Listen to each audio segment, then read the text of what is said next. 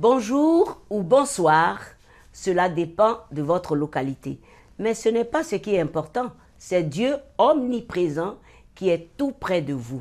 Au Club 700, nous voulons toujours vous démontrer tous les bénéfices de l'œuvre achevée de Christ à la croix par ses différents témoignages. Et le pasteur Kofi va vous présenter le premier. Tout à fait, merci beaucoup. Et salutations à tous nos amis qui nous regardent en ce moment, quel que soit le lieu où ils sont.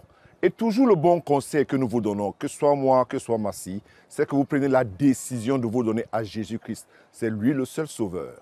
Ce témoignage est très touchant. Imaginez qu'elle avait pour prénom Liberty, c'est-à-dire liberté. Mais en effet, elle était enchaînée, sans identité, par toutes sortes d'esprits maléfiques. Comment sortir? Suivez. Je n'aurais pas dû naître. Ma propre mère ne voulait pas de moi. Il devait y avoir quelque chose qui clochait chez moi parce que personne ne voulait de moi. Personne ne voulait m'élever, m'aimer, prendre soin de moi, me laisser être leur fille tout simplement. Liberty grandit avec un profond sentiment de rejet après que sa mère l'ait abandonnée avec son frère devant la porte de leur père. Elle voulait faire la fête. Elle voulait faire ce qui lui plaisait et ce n'était pas possible avec 2 petits bébés. Alors elle a décidé de nous abandonner. Après plusieurs années mouvementées avec son père, Liberty retourna vivre chez sa mère, qui lui fit prendre très tôt de la drogue et de l'alcool. Sa mère l'exposa aussi très jeune à l'occultisme. Elle avait une grande étagère remplie de livres de sorcellerie. Il y avait des sorts, des chants, des malédictions. Elle avait aussi des cartes de tarot, une planche de Ouija. C'était normal de trouver ce genre de choses dans la maison de ma mère. À 14 ans, elle se disputa avec le petit ami violent de sa mère et se retrouva rejetée à nouveau. J'avais pris le bus pour rentrer chez moi et il y avait une boîte avec mes affaires devant la porte. Ma mère avait laissé une note qui disait « Il reste, tu pars. Trouve-toi un autre endroit où vivre. » C'était ma réalité. Ma mère ne m'aimait pas. Elle n'avait jamais voulu de moi et ne se souciait pas de moi. Elle se sentit acceptée dans le monde de la fête et eut des relations avec des hommes qui lui donnaient un endroit où rester et lui fournissaient de la drogue. Je faisais tout ce que je pouvais pour survivre. J'étais seule, j'étais perdue. La méthamphétamine et l'alcool étaient omniprésents. J'en consommais tous les jours. On se disait pas « c'est vendredi soir, faisons la fête ». C'était tous les jours. L'alcool, la drogue, l'alcool, la drogue. On restait debout plusieurs jours d'affilée. Elle commença également à expérimenter des phénomènes étranges et des symptômes inquiétants. J'entendais des voix, je voyais des choses. Je me levais la nuit et je sentais que quelque chose me parlait, que ça voulait s'en prendre à moi. Et puis j'avais des plaies, des petites plaies ouvertes sur tout le corps. Les parents d'une amie organisèrent une rencontre avec leur pasteur. À contre-cœur, Liberty accepta de le voir. Je ne croyais ni en Dieu, ni en l'existence d'êtres spirituels, rien de ce genre. Il a juste dit « Ce sont là tous les symptômes d'une attaque démoniaque. La seule façon d'y faire face est de chasser Satan au nom de Jésus-Christ. » Quelques jours plus tard, elle fit une rencontre terrifiante. Des images sombres ont commencé à recouvrir les murs et elles se refermaient sur moi. Elles en avaient après moi. J'ai fait ce que le pasteur avait dit et je les ai chassées au nom de Jésus-Christ de Nazareth. Puis, la peur disparut. Tout ce que j'avais ressenti avait disparu. Les démons, tout avait disparu. Liberty avait appris qu'il y avait un pouvoir dans le nom de Jésus, mais elle ne savait pas grand-chose d'autre sur lui, jusqu'au jour où, en regardant la télévision, elle tombe sur le Club 700. Pat Robertson a dit « S'il y a quelqu'un qui regarde la télévision et qui voudrait demander à Jésus d'entrer dans sa vie, faites cette prière avec moi. » J'ai senti que j'avais besoin de ce Jésus qui pouvait faire fuir les démons. Je n'avais pas besoin d'attendre d'aller à l'église et d'être appelée à l'autel. Je pouvais juste être assise ici dans mon salon et accepter Jésus-Christ. Liberty donna sa vie à Christ, puis tomba dans un profond sommeil. Quand elle se réveilla, elle était en train de lutter pour sa vie.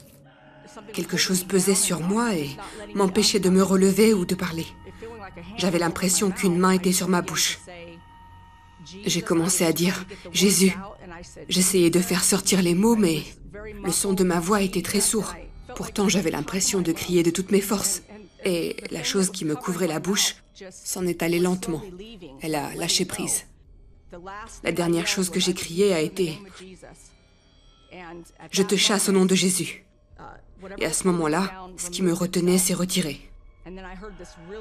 Et j'ai entendu un grand cri. Un cri maléfique, très fort, horrible, qui s'est éloigné. Il ne pouvait plus rester parce que Jésus était maintenant le Seigneur de ma vie. Liberty savait qu'elle était libre. Elle commença à se débarrasser de tout ce qui la reliait aux ténèbres qu'elle avait autrefois acceptées comme normal. Je savais que le Seigneur était en train de mettre de l'ordre dans ma vie. Il me disait « Tout doit partir, laisse tout tomber. J'éloigne tout ça de toi, tu es libéré. » J'étais enfin moi-même. Je n'avais jamais pu être moi-même avant ça. Jamais. Qui était cette fille née sans but, sans valeur, sans raison de vivre. Dieu a fait disparaître tout ça et m'a guéri de toutes les choses horribles que le monde m'avait balancées au visage. Et depuis ce jour, ma vie a changé à jamais. Aujourd'hui, Liberty est co-pasteur d'une église avec son mari en Arizona. Elle aide les personnes qui ont besoin d'être libérées par l'amour de Dieu. C'est ce que j'avais attendu toute ma vie. C'est ce que l'on ressent quand on connaît un amour que l'on n'a jamais eu, que l'on n'a jamais reçu auparavant. Je suis née pour un but. Et ce but, c'est de servir Jésus-Christ et de faire son œuvre. Il est le seul qui puisse vous libérer. C'est comme si Liberty était venue au mauvais moment dans le monde. Oui. Née au mauvais moment à travers la mauvaise mère et maltraitée par tous, bons comme méchants, car elle ne savait pas à qui elle appartenait. Vu qu'elle fut introduite très tôt, rejetée et introduite très tôt à la sorcellerie et à l'occultisme, Liberty n'avait que les lettres de son nom, mais pas d'identité. Elle ne croyait pas en Dieu. Mais à son grand étonnement, les choses mystérieuses auxquelles elle croyait revenaient la maltraiter, la tourmenter avec des visions, des voix horribles. Et elle se retrouvait à son réveil avec plein de blessures et de cicatrices sur son corps. C'est à ce moment-là qu'elle comprit qu'il fallait vite se confier à des chrétiens qui prièrent pour elle au nom de Jésus-Christ. Quelle puissance! Elle se sentit vite très soulagée, mais elle n'avait pas donné sa vie à Jésus. Vous voyez, elle a juste pris seuls les bénéfices de Jésus et elle fut encore oppressée. Elle croyait qu'elle était en train de mourir, mais le nom de Jésus qu'elle finit par prononcer la libéra encore. Et quand elle ouvrit les yeux, sur la télé allumée, elle regardait le Club 700. Elle a répété la prière du salut sans hésiter. Elle venait de donner enfin sa vie à Christ et jeta toutes ces choses occultes, ces fétiches qui étaient dans la maison. Liberty était enfin libre de tout. L'esprit de rejet, l'alcool, la drogue, le sexe, bref, toute cette misère partit. Vous savez, vous qui bénéficiez juste des bontés du Seigneur sans vraiment lui donner votre vie, vous courez un risque. Donnez votre vie à Jésus pour l'éternité. Et vous pouvez, s'il vous plaît, faire cette prière avec moi. Jésus, je décide de renoncer. Je renonce même à toutes ces choses occultes, toutes ces choses qui ne glorifient pas ton nom, toutes ces idolâtries, je m'en sépare définitivement et je me répands d'avoir fait ces choses-là. Et je prie au nom du Père que tu m'acceptes, toi Jésus-Christ, comme ton enfant, car à partir d'aujourd'hui, tu es mon Seigneur et mon Sauveur personnel. Je m'abandonne en tes mains totalement. Amen. Si tu as fait cette prière, bienvenue dans la famille de Dieu. Et que le Seigneur, maintenant, qui sait que tu es son enfant, il va te montrer, à travers son esprit, comment le suivre. Alors, ne nous quittez pas, à tout de suite.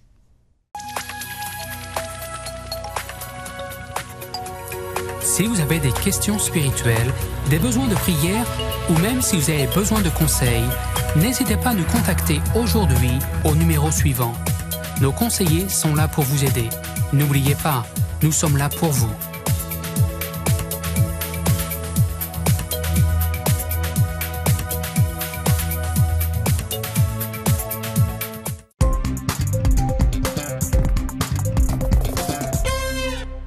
Bienvenue au Club 700. Marjorie avait un cancer des os et n'avait que quelques mois pour vivre, selon les médecins. Regardez. En tant que mère de 4 enfants, Marjorie Heidkamp, 38 ans, n'avait pas le temps d'être malade. Mais en septembre 2012, alors qu'une toux se faisait persistante, elle décida de consulter un médecin. Ils ont trouvé une tache sur ce qu'ils croyaient être mon poumon. Je suis une ancienne fumeuse. J'ai arrêté il y a des années. Et je pensais que mon passé me rattrapait. Ils m'ont demandé de faire une biopsie et j'ai eu peur. La biopsie revint positive. Marjorie allait avoir besoin d'une opération. Ils m'ont dit qu'ils allaient enlever le lobe supérieur et le lobe moyen de mon poumon droit. J'étais très nerveuse parce que, vous savez, chaque fois qu'on vous ouvre la poitrine, c'est une opération vraiment très lourde. Marjorie et son mari, John, prièrent pour que la chirurgie élimine toute trace de cancer. J'avais peur de perdre ma femme. Et les enfants avaient peur d'éventuellement perdre leur mère. Ma prière était « Seigneur, qu'il puisse tout enlever, au nom de Jésus. Je n'ai pas le temps pour la chimio, je ne veux pas perdre mes cheveux ou quoi que ce soit et être vraiment malade. J'ai une famille dont je dois m'occuper. » Ça n'allait pas être aussi simple. Pendant l'opération, les médecins découvrirent que la masse n'était pas dans son poumon, mais sur une de ses côtes. Ils enlevèrent la côte et l'envoyèrent pour des tests. Puis ils attendirent. Il était très difficile de la voir souffrir autant. Ça a été une période très effrayante et je suis heureuse d'avoir bénéficié de l'excellent soutien de mon église. Les résultats arrivèrent finalement. Il y avait une conseillère dans la pièce qui tenait une boîte de mouchoirs. J'ai perdu les pédales. Je me suis mise à pleurer en me disant « Ça doit être grave ». L'oncologue me dit « C'est un chondrosarcome mésenchymateux ». Un cancer des os, si rare et si agressif qu'il n'existe aucun protocole de traitement. Selon son oncologue, la meilleure hypothèse consistait en de fortes doses de radiation suivies d'une chimiothérapie intense. J'aimerais pouvoir dire que j'avais la paix, mais avec un tel diagnostic, j'ai été ébranlé jusqu'au plus profond de moi-même. Même si je prie et que je crois au pouvoir de la prière, et que je crois à la guérison, je me suis dit, ça s'annonce vraiment mal. J'ai pensé que ma vie était finie. Juste avant Noël, Marjorie commença un régime d'irradiation quotidienne qui la voyait s'affaiblir chaque jour. Je ne voulais même pas dire à mon mari certaines des choses que je vivais, parce que je ne voulais pas qu'il s'inquiète. Il était déjà tellement inquiet. Il était terrifié à l'idée de devoir élever les enfants tout seul et d'être seul. J'étais en colère contre Dieu de voir ce qui arrivait. J'ai crié après lui. J'étais tellement blessé et en colère à son encontre. Nous avons été des fidèles serviteurs, Seigneur. Comment as-tu pu laisser cela arriver à ma femme? Les choses empirèrent. Après avoir terminé la radiothérapie, Marjorie, faible et vidée, fut admise à l'hôpital et commença une chimiothérapie agressive. J'écoutais la parole. Je faisais tout ce que je pouvais pour essayer de garder mon courage. J'ai fait le choix de me battre. Je vais combattre le combat de la foi. C'est la chose la plus difficile que j'ai jamais eu à traverser. La fenêtre du traitement était si étroite. Après une séance de chimiothérapie, Marjorie fit une mauvaise réaction. Elle devint inconsciente, presque comateuse. Le médecin expliqua qu'en raison de la nature extrême de la chimiothérapie et du traitement expérimental qu'ils utilisaient, il était possible qu'elle ne survive pas au traitement. Tandis que John et les médecins examinaient les différentes options, Marjorie déclara avoir reçu la visite de Dieu. Il a dit, tu peux mourir et venir à la maison et être avec moi, ou tu peux choisir la vie et vivre. Je ne voulais pas quitter mon mari et mes enfants. Alors j'ai dit, Seigneur, je veux vivre. Je me souviens qu'à ce moment-là, une énergie a traversé mon corps, comme de l'électricité. Je me souviens m'être assise dans mon lit et avoir dit, je suis guérie. Contre l'avis du médecin, Marjorie et John décidèrent d'arrêter le traitement. Mon oncologue est entré dans la pièce. Il m'a dit, vous allez mourir sans la chimio. Le taux de survie est nul sans chimio avec un tel cancer. Si vous ne terminez pas votre traitement, vous allez mourir, probablement dans 6 mois. S'accrochant à leur foi et à la promesse de Dieu, le couple rentra chez lui. 3 mois plus tard, Marjorie alla faire son premier bilan de santé. Le premier bilan fut négatif. J'ai dit au médecin, vous voyez, je vous l'avais dit, je vous avais dit que je n'ai plus de cancer. Je suis guérie au nom de Jésus-Christ. Tous les 3 mois, je faisais des scanners avec produits de contraste et tous les tests étaient négatifs. Le dernier test que j'ai passé était en décembre 2018 et il était toujours négatif. Je n'ai toujours pas de cancer. Aujourd'hui, Marjorie aime parler du pouvoir de la prière et de Dieu qui guérit. Chaque matin, en vous levant, remerciez-le d'avoir un jour de plus. Remerciez-le et louez-le. Louez-le à tout moment, peu importe si vous vous sentez malade. Louez-le. Vous devez proclamer sa parole sur vous et annoncer la guérison. Ils m'ont dit que je n'étais pas censée être ici. Ne les écoutez pas. Écoutez la parole de Dieu. C'est par ces meurtrissures que vous êtes guéris. C'est toujours avec beaucoup de plaisir qu'on partage cette parole avec vous. Et j'ai appelé « Quelle porte ?» Et je me suis dit, la guérison se tient à la porte. Vous savez, de toutes les portes qui existent, il y a une seule qui soit difficile à cause de sa particularité.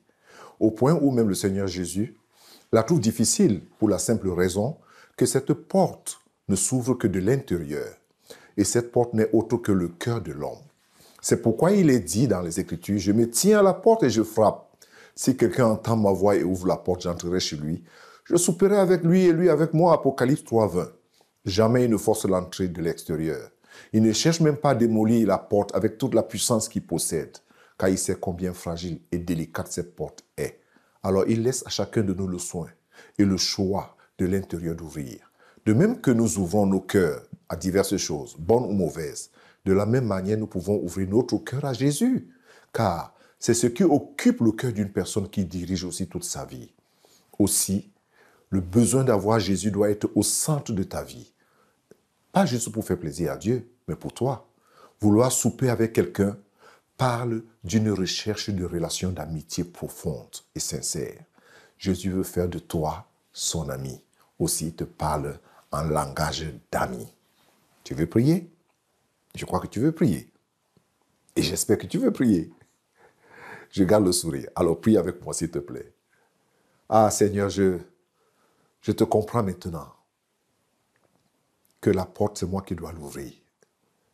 Et maintenant même, je te l'ouvre, Seigneur. J'ouvre cette porte de mon cœur en te demandant de me pardonner tous mes péchés, Seigneur Jésus.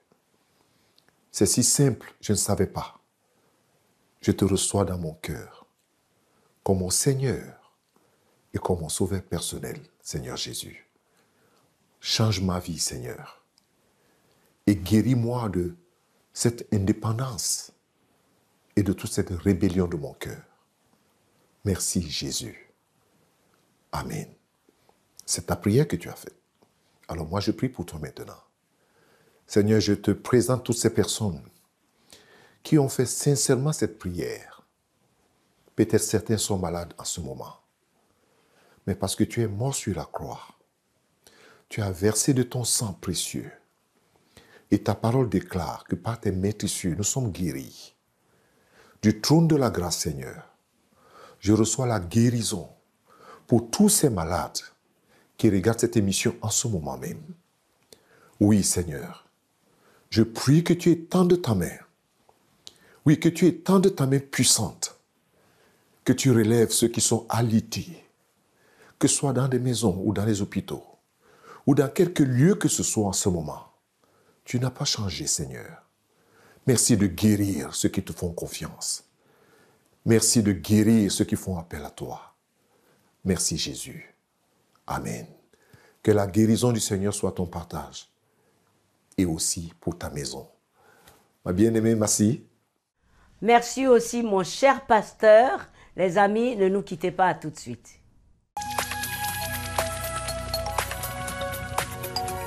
Si vous avez des questions spirituelles, des besoins de prière ou même si vous avez besoin de conseils, n'hésitez pas à nous contacter aujourd'hui au numéro suivant. Nos conseillers sont là pour vous aider. N'oubliez pas, nous sommes là pour vous.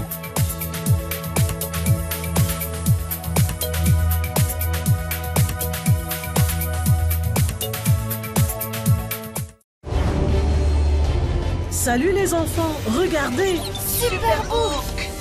Venez accompagner Chris, Génial! Aline Tu sais où on se trouve? et Gizmo J'ai trop peur pour regarder. dans leur voyage dans le passé. De l'action, du plaisir et un tas d'aventures.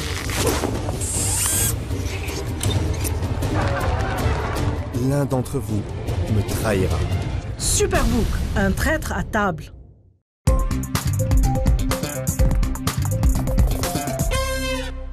Bienvenue au Club 700. Voici la réponse à vos questions par le pasteur Kofi. Alors, si tu es prêt, pasteur, voici la première question. Comment faut-il faire pour avoir une bonne épouse? C'est très intéressant comme question. Comment faut-il prier pour avoir une bonne épouse? Ça, c'est des questions que les jeunes, beaucoup ou bien certains jeunes, posent aujourd'hui. On veut bien une bonne épouse. Il faut aussi se poser la question si moi-même je suis un bon garçon. Parce qu'on veut bien une bonne épouse, mais est-ce que moi je suis un bon garçon? Non, soyons quand même sérieux. Je ne dis pas que toutes les femmes sont pareilles. Et ce désir d'avoir une bonne épouse, c'est le souhait de chaque personne. Parce que la Bible dit que celui qui trouve une femme a trouvé le bonheur. Donc, et c'est une grâce qu'il obtient de Dieu. Donc, je pense qu'il y a une conduite à suivre, en plus de la prière ou en dehors de la prière. Si vous avez encore vos parents, je le donne toujours ce conseil-là. Les gens devaient avoir de bonnes relations avec leurs parents. À l'époque, hein, je le dis, et Massi le sait, lorsque les gens se mariaient, ça se passait entre les familles. On entrait dans une famille comme ça, et puis on essayait de vérifier qui est ce garçon, ou bien qui est cette fille. Est-ce qu'elle est travailleuse? Est-ce qu'elle est soumise? Et il y avait c'est tout à fait naturel et dans notre culture africaine.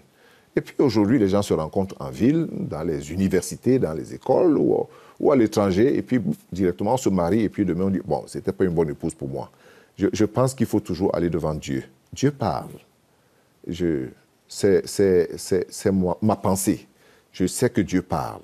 Et Dieu parle à ceux qui font confiance en lui, qui lui croient et qui sont prêts aussi à payer le prix. Parce qu'il ne faut pas avoir une bonne épouse pour être relax. Avoir une bonne épouse aussi, c'est être toi-même aussi à la hauteur de cette femme. Donc, c'est la prière, c'est les conseils des parents, les conseils des pasteurs, des amis qui vous sont proches. Ça aide énormément, énormément. Et savoir faire confiance au Saint-Esprit, surtout à la personne. C'est important. Merci. Peut-être que je n'ai pas tout répondu, mais merci. Merci pour ces réponses, pasteur. Je vais vous amener en Chine voir la petite Waline dont le cœur était très, très malade. Et c'était difficile, les parents n'avaient aucun moyen financier. Regardez. Pendant des années, Wanli n'eut que 2 amis. L'un était mon chaton. Je jouais tout le temps avec lui. L'autre était son grand frère Wang Yu. Il était comme un arbre pour moi, grand et fort. Chaque fois que je pensais à lui, j'étais aussi heureuse que quand on mange une guimauve.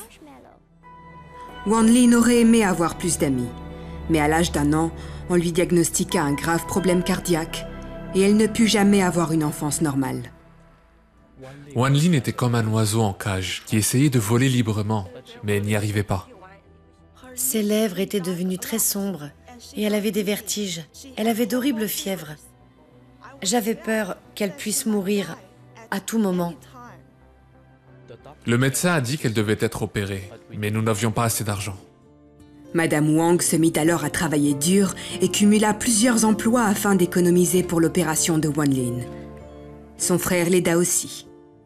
C'était ma façon de montrer à ma sœur que je l'aimais. Pendant les vacances, je travaillais de 9h à 22h et je donnais à ma mère tout mon salaire. Ça en valait la peine si cela pouvait aider pour l'opération de ma sœur.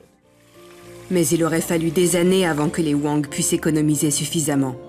Entre-temps, Wan Lin avait du mal à respirer et son état s'aggravait progressivement. Un jour, j'ai eu mal dans tout le corps. Je me suis regardée dans le miroir et je me suis dit, je ne suis pas belle. Peu de temps après, Wan Lin se retrouva à l'hôpital. Ses mains tremblaient et elle était toute pâle. Mais j'étais sûr que Dieu allait avoir pitié de ma sœur et qu'il la sauverait. Un jour, Si Bien entendit parler de Wan Lin et décida sur le champ d'organiser et de payer son opération. Maintenant, je suis en bonne santé. Je n'ai plus aucune douleur. Je peux faire du vélo et jouer avec d'autres enfants. Wan Lin est complètement différente. Son sourire est comme le chant des oiseaux. Je suis tellement heureux de la voir heureuse. Vous nous avez tendu la main quand on en avait le plus besoin. Si tout le monde montrait de l'amour comme vous, le monde serait tellement meilleur. Quand je serai grande, j'espère être une personne gentille et aimante comme vous. Les amis, merci beaucoup pour ce que vous avez fait à Wan Lin. Vous, parce que vous avez donné. Vous, parce que vous avez participé. Continuez, ne baissez pas les bras. Les gens comme Wan Lin ont besoin d'être un peu partout dans le monde. Voilà, merci d'être resté en notre compagnie. Cette émission se termine. Retrouvons-nous sur tous les réseaux sociaux et que Dieu vous bénisse abondamment. À très bientôt. Au revoir, pasteur. Alors, de ce fait, moi aussi, je vous dis au revoir avec tout l'amour du Seigneur.